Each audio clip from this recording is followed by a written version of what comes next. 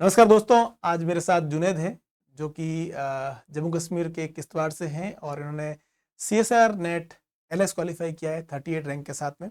हम इनसे जानने की ट्राई करेंगे कि क्या इनकी प्रिपरेशन स्ट्रेटजी थी और इन्होंने एग्ज़ाम के दौरान क्या-क्या स्टेप अपनाए थे और एग्ज़ाम के अंदर क्या स्ट्रेटजी थी इनकी और क्या इनको कमी लग रही है अभी भी कि अगर मैं ये चीज़ ठीक कर लेता तो मेरा जेआरएफ भी हो सकता था। तो ये सब हम इनसे जानने की ट्राई करेंगे और ये भी जानने की ट्राई करेंगे अगर ये नेक्स्ट टाइम एग्ज़ाम देते हैं तो क्या इम्प्रूव करने की ट्राई करेंगे।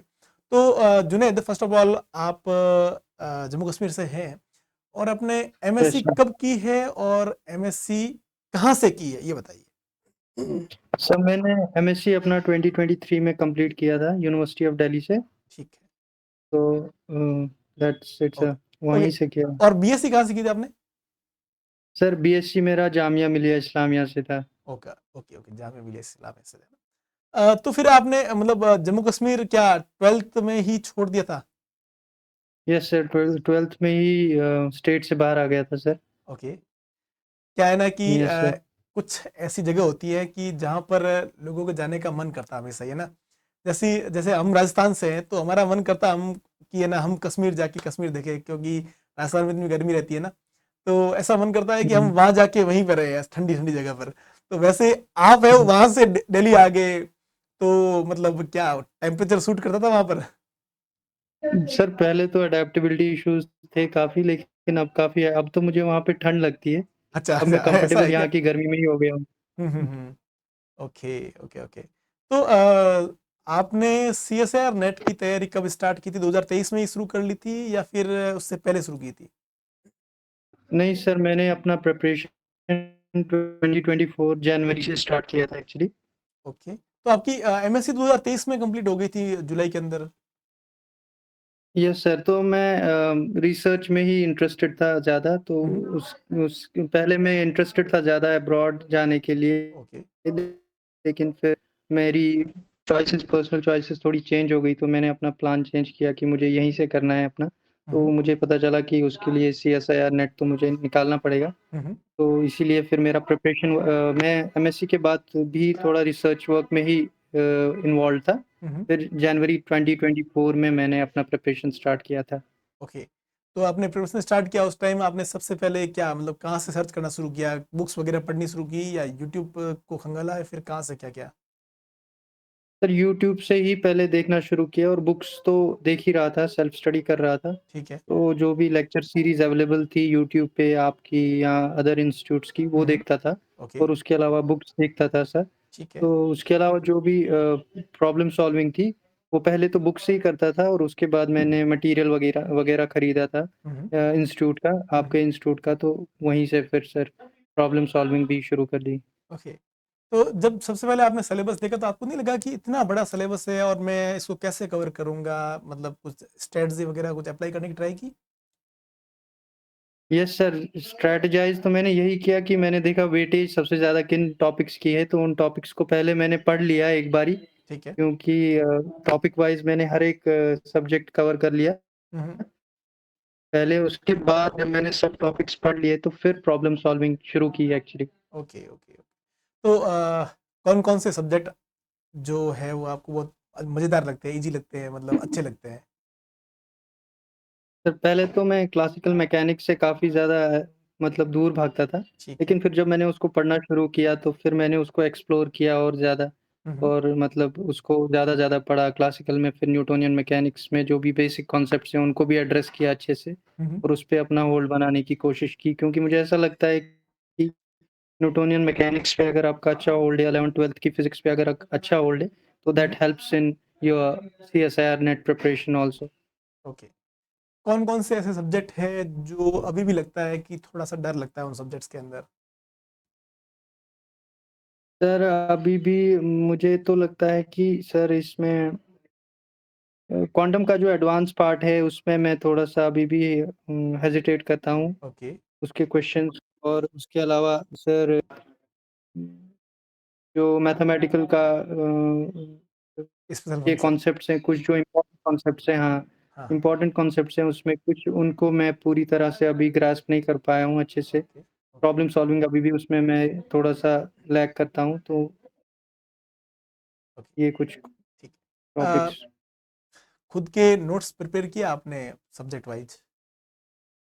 यस सर, मैंने अपने हर एक सब्जेक्ट के नोट्स बनाए प्रॉपर्ली, ओके, तो मेरे का रिवीजन में बहुत ज़्यादा हेल्प हुई सर उन पर्सनल नोट्स से। ओके। तो नोट्स तो मैंने प्रॉपर बनाए थे सर।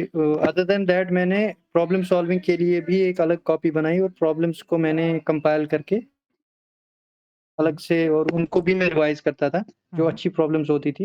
हुँ, हुँ, और एनालिसिस के टाइम पे जो प्रॉब्लम्स मैं नहीं कर पाता था, तो उसको लिख लेता था, अदरवाइज़ हुँ। जो बाकी प्रॉब्लम्स हो जाती थी, उनको रफ कॉपी पे कर लेता था। Okay, okay, okay. एग्ज़ाम से पहले आपने मतलब क्या प्रैक्टिस क्वेश्चन ज़्यादा किए थे या फिर रिवीजन पे ज़्यादा फ़ोकस किया था? सर प्रैक्टिस क्वेश्चंस तो मुझे लगता है इज़ द की। पहले मैं रिवीजन करके जाता था, लेकिन प्रॉब्लम सॉल्विंग में मतलब हेल्प नहीं होती थी हुँ, बिल्कुल भी। हुँ, हुँ, हुँ, तो इसीलिए मुझे थोड़ा टाइम लग गया और मैं प्रॉब्लम सॉल्विंग पे फ़ोकस शिफ्ट मैंने थोड़ा लेट किया। हुँ, लेकिन रिज़ल्ट्स भी तभी आए जब मेरा शिफ्ट प्रॉब्लम सॉल्विंग पे ज़्यादा चला गया। ओके। तो problem solving is the key. हुँ, हुँ, और कंसिस्टेंटली अगर आप हर दिन मतलब अगर आप आधा घंटा, 1 घंटा भी मतलब ब्रेक, अगर विदाउट एनी ब्रेक अगर आप कंटिन्यू करेंगे, हुँ, हुँ, तो फिर it is crackable easily. Okay. हुँ। एग्ज़ाम के अंदर जब आप एग्ज़ाम हॉल में बैठे थे, तो क्या स्ट्रैटेजी थी कि मुझे पहले ये पार्ट करना है, ये करना है, बी करना है, सी करना है और इसको मेरे को इतना टाइम देना है, कुछ ऐसी स्ट्रैटेजी थी पहले से आपके? यस सर, स्ट्रैटेजी तो बना के गया था कि ए पार्ट को मैं आधा घंटा दूँगा, ओके। आधे घंटे से थोड़ा-सा ज़्यादा, और फिर सी सेक्शन पे मैं जंप करूँगा, हुँ, और फिर यही स्ट्रैटेजी मैंने वहीं वहाँ भी फ़ॉलो की। ओके, तो फिर मैं बी सेक्शन पे गया था लास्टली, और मुझे इस बार का बी सेक्शन थोड़ा ईज़ी लगा, तो फिर मैंने वहाँ से वो जो लीड सी में ली थी उसको फिर बढ़ाया बी में भी। ओके। तो यही स्ट्रैटेजी सर की जो मैक्सिमम मार्क्स है वो मैं अपने सी से कवर कर लूँ। हुँ, हुँ, तो उसको मैंने मैक्सिमम टाइम दिया 1 ऑवर 30 मिनट्स के करीब, और आधा घंटा मैंने अपने ए सेक्शन को दिया, हुँ, हुँ, और 1 घंटा मैंने अपने बी बी सेक्शन सेक्शन। को सर डेडिकेट किया। Okay, okay, okay. एग्ज़ाम के बाद क्या लग रहा था कि पेपर अच्छा हुआ या फिर थोड़ा-सा गड़बड़ हो गया है? कुछ ऐसा लगा, फीलिंग आई थी कुछ? नहीं सर, इंस्टेंटेनियसली फीलिंग तो यही थी कि अच्छा हो गया। Okay, great. और उम, हाँ, instantaneously I was feeling good about the paper. तो तो फिर मैंने जब आंसर की चेक की, तो फिर मुझे लगा कि थोड़ा-सा रह गया है, लैग हो गया। हुँ, हुँ, जेआरएफ हो सकता था। हुँ, हुँ, लेकिन मुझे यही समझ आया कि मेरा ये सेक्शन जो है, वो मुझे थोड़ा-सा उसमें स्कोर अगर मैं ज़्यादा कर लेता तो फिर ईज़िली हो जाता। ओके। तो ए सेक्शन पे मुझे लगता है कि मेरा थोड़ा एप्टीट्यूड हुँ, हुँ, पार्ट थोड़ा-सा मुझे उस पे वर्क करने की ज़रूरत है। ओके, क्योंकि अभी भी जब मैंने गेट का एग्ज़ाम दिया तो उसमें मेरा सब्जेक्ट वाला पार्ट में अच्छा स्कोर रहा, लेकिन मेरा एप्टीट्यूड में उसमें भी कम रहा। मुझे ऐसा लगता है कि मुझे अपने एप्टीट्यूड पे स्ट्रॉन्ग होल्ड बनाने की ज़रूरत है, तो फिर मेरा रैंक इम्प्रूव हो जाएगा काफ़ी। ओके, तो मतलब आपको दिनेश सर से पढ़ने की ज़रूरत है अब ज़्यादा। Yes sir. Okay, okay, okay. नहीं सर, मत रिवीजन तो करना ही है, इस पे होल्ड तो बनाना ही है और बिल्कुल, भी बिल्कुल। अपने सब्जेक्ट पे, लेकिन वै एप्टीट्यूड पे मेरा स्कोप काफ़ी है, मुझे ऐसा लगता है। फिज़िक्स के स्टूडेंट होते हैं ना, वो ज़्यादातर एप्टीट्यूड पढ़ते नहीं हैं, पर आपने जो हुँ, एनालिसिस किया है ना, ये परफेक्ट एनालिसिस है क्योंकि एक 30 मार्क्स आप है वो 30 मिनट के अंदर बहुत ईज़िली ला सकते हैं पार्ट ए से। हुँ। यस और सर, वो हम गलती डूएबल करते होते हैं। हैं कि हमारा एक ईगो रहता है अंदर से कि हम फिज़िक्स के स्टूडेंट हैं, हम पार्ट ए क्यों पढ़ें? Exactly sir. अगर आप देखोगे लाइफ साइंस को तो बच्चे हैं वो पार्ट ए को फोकस करते हैं, उन पे टाइम देते हैं फिक्स कि मेरे को पार्ट ए को टाइम देना है। हम कभी टाइम नहीं देते हैं। मैंने खुद ने कभी टाइम नहीं दिया पार्ट ए पे, है ना? तो यस सर, मैंने भी एक्सक्लूसिवली टाइम नहीं दिया उसको। हाँ, हाँ, पार्ट ए अगर अपन इम्प्रूव करें तो अपन फ्री के अंदर 30 मार्क्स ला सकते हैं आराम से। 30 नहीं 25 तो ईज़िली ला एग्ज़ैक्टली, सकते हैं। ईज़िली। ओके, ओके, और ओके। टफ क्वेश्चन पेपर में वो जो ए पार्ट में आपको स्कोर करते हो, वो आपको काफ़ी आगे ले जाता है, बिल्कुल, बिल्कुल टफ सही, पेपर में। सही बात है। और सिलेक्शन उन्हीं का होता है जो फिज़िक्स के साथ-साथ पार्ट ए को अच्छे से कवर कर सके। एग्ज़ैक्टली सर, क्योंकि एग्ज़ैक्टली। बी और सी सबकी फिजिक्स लगभग इक्वल ही रहती है क्योंकि पेपर टफ है सबके लिए टफ है। अब जिसने टफ पार्ट है ए को कि अच्छे से कर लिया वो 25 नंबर आराम से आगे बढ़ गया और उससे उसका जेआरएफ हो जाएगा। Exactly sir. तो क्या मतलब मेन गलती आपको अभी ये लग रही है कि मैं अगर पार्ट ए को इम्प्रूव करूँ तो मेरा सिलेक्शन अगली बार है वो जेआरएफ हो पार्ट ए सकता है। के साथ-साथ मुझे फिज़िक्स के पार्ट को भी मैं और बेहतर कर सकता हूँ, लेकिन जितना scope of improvement part A में है, हुँ, हुँ। उस पार्ट मतलब फिज़िक्स पार्ट में उतना स्कोप मतलब उसको तो कई बहुत ज़्यादा इम्प्रूव किया जा सकता है, हुँ, लेकिन सिलेक्शन के लिए मुझे ऐसा लगता है कि मेरा पार्ट ए को पार्ट ए में इम्प्रूवमेंट काफ़ी ज़्यादा करूँगा मैं तो बहुत अच्छा हो जाएगा। ओके। जो अपने स्टूडेंट है दूसरे जो तैयारी कर रहे हैं अभी सीएसआर नेट की, उनको आप यस क्या सर। सजेशन देना चाहोगे? कुछ ऐसी सजेशन जिससे उनको हेल्प हो सके? यस सर, मैं तो यही बोलूँगा कि एक बार कॉन्सेप्ट सीख लो और उसके बाद उसको क्वेश्चंस उस पे बहुत ज़्यादा करो और हर बार क्वेश्चन नया ट्राई करने की कोशिश करो कि उसके अराउंड जितने भी क्वेश्चन टाइप बन सकते हैं, उन हुँ, हुँ। पैटर्न्स को आप सबको सॉल्व कर लो। और उसके अलावा सर कंसिस्टेंटली अगर आप किसी करते दिन हैं। अगर आपको ऐसा लग रहा है कि नहीं है आज मन पढ़ने का, तो उस दिन अगर आप आधा 1 घंटा भी पढ़ लो, तो बस ब्रेक ना दें बीच में, एक फ्लो रहना चाहिए ओके। प्रिपरेशन में, हुँ, हुँ। तो फिर सर ईज़ी हो जाता है। Okay, okay. ठीक है।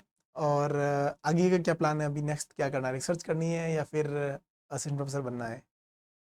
सर मैं तो अभी पीएचडी में एनरोल्ड हूँ ओके। जामिया में हुँ, ही, हुँ, लेकिन मैं अपना जॉब भी साथ-साथ परस्यू कर रहा हूँ कि जॉब मिल जाए, तो हुँ, हुँ, उसके लिए भी कोशिश है सर कि जॉब एग्ज़ाम्स भी दे रहा हूँ। जो लेकिन यही सर टीचिंग बेस्ड जॉब्स ही के लिए पढ़ रहा हूँ। हुँ। लेक्चरर और ये इसके लिए असिस्टेंट प्रोफ़ेसर जॉब्स के लिए। ओके। बाकी तो सर रिसर्च में कर ही रहा हूँ, हुँ, हुँ। तो रिसर्च तो मैं पीएचडी में एनरोल्ड हूँ अभी जामिया में ही। हुँ, हुँ। ओके। क्या टॉपिक है वैसे आपके पीएचडी रिसर्च का? सर सोलर सेल्स पर वर्कसाइट सोलर सेल्स पे मेरा काम है सर। ओके, सोलर सेल्स पे है। सोलर सेल्स में क्या मतलब सोलर सेल्स पे या उसके अंदर कुछ इलेक्ट्रोलाइट्स सर वगैरह? पेरोव्स्काइट एक स्पेसिफिक टाइप का सोलर सेल होता है, तो हुँ, सर उसी पे काम है। ओके, उसकी ऑप्टिमाइज़ेशन, उसकी एफिशिएंसी पे सर काम है। हम प्रिपेयर भी करते हैं और एनालिसिस भी करते हैं। Okay, thin film okay, okay. Preparation से होता है उसका सर। ओके, अच्छा लगा आपसे बात करके जुनैद। तो सर मुझे भी आपसे मिलके बहुत अच्छा लगा ओके, रियल टाइम में। ठीक है और कोई अगर आपको हेल्प चाहिए तो आपके लिए हम ऑलवेज़ रेडी हैं, है ना? और ऑफ कोर्स सर। पीएचडी के इट रिलेटेड फील्स लाइक चाहिए अ फैमिली। हाँ, सर ये जो आईएफएस है, it feels like a family. Yes, yes, yes, बिल्कुल। ठीक है जुनैद, तो दोस्तों ये हमारे साथ जुनैद थे जिन्होंने सीएसआर नेट एलएस क्वालीफाई किया 38 रैंक के साथ में। इन्होंने जैसे बताया कि पार्ट ए अगर थोड़ा-सा और अच्छा कर लेते तो इनका जेआरएफ ईज़िली हो जाता क्योंकि इनकी रैंक है वो एलएस के अंदर 38 रैंक है। तो मतलब इनका जेआरएफ मुश्किल नहीं था, बहुत था ईज़ी मतलब अगर ये 2 या 3 क्वेश्चन पार्ट ए के अंदर करेक्ट कर लेते, तो भी इनका जेआरएफ हो सकता था।